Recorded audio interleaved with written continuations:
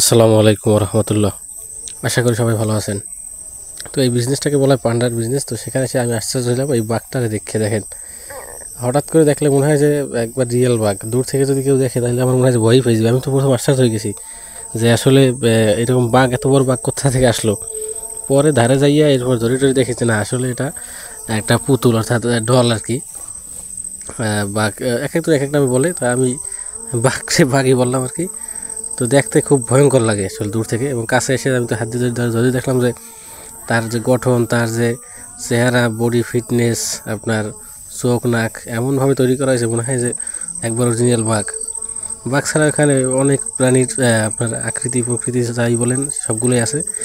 এই যে উপরের দিকে দেখেন কত সুন্দর সুন্দর আইটেম আছে। তো বাঘের দাম 1650 টাকা দেখলাম সম্ভবত, যে এটা বাঘটার দাম। তো তুলনামূলক খারাপ না আসলে।